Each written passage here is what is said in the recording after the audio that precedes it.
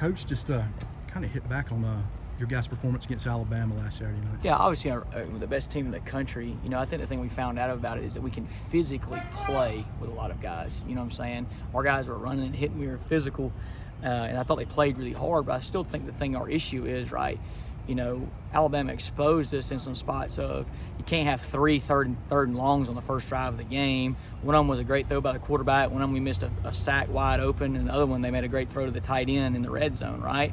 Well, you got to find a way to make a play, you know what I'm saying?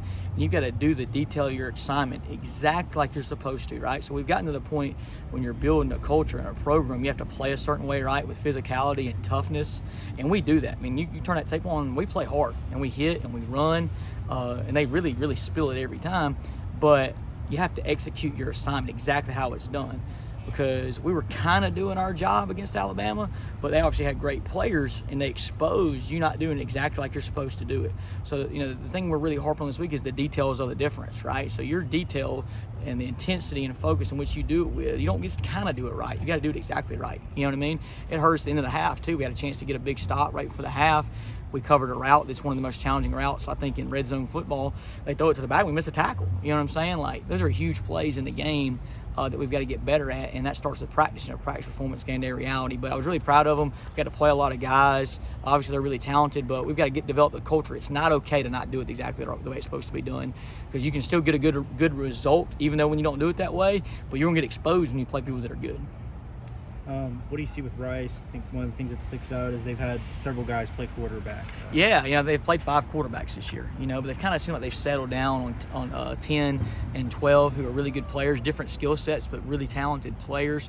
Have a lot of respect for Coach Bloomgren and the job that they do. They're kind of a throwback, right? They're kind of Stanford, Jim Harbaugh type play, 22, 13 personnel, a lot of tight ends, a lot of formation adjustments, stuff like that. And they're gonna run the ball. They're gonna run the ball every game, regardless of the circumstances. And they do a good job. They have some skilled players on the outside. I think are good players. And their backs run hard and have a big physical, tough O-line. So it's gonna be an awesome challenge for us.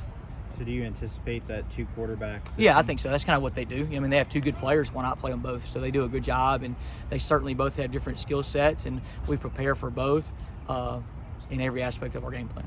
What can you say about Malik Shorts and the way he played against Bama? Obviously led the team in tackles, had about the only blemish that was put on Bryce Young's stat line. What has he been like for you guys this season, and what do you expect out of him going forward? Malik Shorts is the epitome of a Southern Miss man. I love coaching him. He represents everything we are here and what we want to be. He practices hard every day, so Malik plays good. Like I told one of our young players today, Malik plays good in the game because Malik practices hard, and he does exactly what he's supposed to do and develops the right habits. He loves this place, and he plays hard, he plays tough, he plays physical, he does what he's coached to do. He's everything we want to be here. And there's a lot of other guys like him, but I'm as proud of Malik as anybody on our team, and it's a privilege to coach him. I love him, I really do. I know you said you're proud of your guys, but just what's that like, that the game against Alabama, standing on the sideline, defensive coach, 63 points put on the board, the ride back, knowing that that's what just happened. Like I said, I know there's a lot of positives you can take away from it, but I also have seen the type of competitor that you are, the way that you get into your team. So what's that like for you, that kind of, I guess it's somewhat of a roller coaster of emotions, knowing that, hey, yeah, this happened, but there's also a lot that I can take away. Yeah, well, I think the most important is you win or lose the game, right? I felt the same way after, giving up 21 points against Troy. You know what I'm saying? The most important thing is the end result. We're a team here. The most important thing is what's best for Southern Miss, and if we win 63-62 or 10-7, that's the most important thing. The biggest thing to me that came out of the Alabama game is that we had missed opportunities to get off the field against a great football team, and we let it go, and they exposed us because they had great players and great coaches and great scheme. And I think the biggest thing we've got to learn here is we've got to, like Coach Hall said, we've got to expect good things, and we've got to believe, right? Like, it's not okay to not do it right. You know what I mean? You can have the intangible skills and do all those things that which we want, and we want our players to do that, and they do that every week. We have to out-execute the opponent, you know what I mean? Like I told the guys in the defensive meeting yesterday, I said, guys, didn't you guys watch the NFL game, one of the NFL games? They're like, yeah, Coach. Well, everybody in the NFL plays really hard and plays with a lot of passion, intensity, and physicality. All that matters is, do you do your job more than the other guy, and do you get off the field when you need to get off the field? But, they all feel the same, and then you get back to work on Sunday, you got to move on. How much of a positive is it to play a team like that going into conference play, as opposed to just playing anyone for your defense? No, it's tremendous. You know what I mean? The speed of the game, the formation variables, the focus in which you have to practice against them.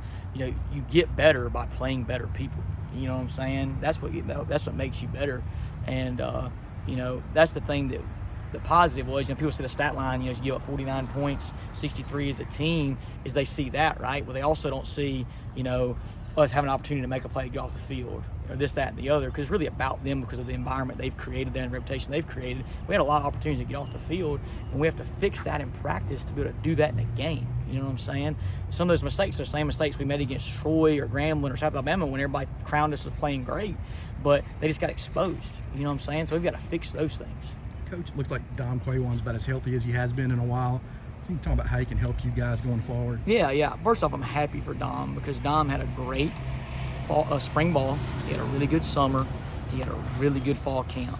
And we had some guys banged up, and I think he got some tread on his tires during camp and had a little hip deal. And it's frustrating for a guy that tries to do it the right way, and you just hate that he has to miss. But Dom has a unique skill set from a pass rush standpoint. The biggest thing we've been preaching at Dom is you got to be able to play on first and second down. And he came in the game the other day and did some really good things against a guy that's probably going to be a first-round NFL draft pick at tackle. So I'm happy for him. I'm excited to see him practice this week, and hopefully he can contribute to our team. I think Dom tries to do it the right way. How do you scheme for 5 different quarterbacks? And I know you said 2, but how does that work? Their offense kind of stays the same. Their offense really only changes relative to 1 or 2 of them. Coach Blooming does a phenomenal job. They have a system there. They even brought in a new coordinator, right? The tape's not much different than what they've done in the past. He's been really successful. I think the biggest thing about them is they're committed to the run. They're going to throw play action. And it's almost like playing an option team a little bit. You can look up and have a 6-7 play drive that lasted 5 minutes. You know what I mean? So you've got to be able to get off the field on some third downs. We've got to play good first down defense where it's not 3rd and 2, 3rd and 1 over and over and over again. It's really hard to stop people, especially when they lean on you like they do. But specifically the quarterback, there's certain things with each person's skill set that we have, but we don't anticipate them playing 5 guys.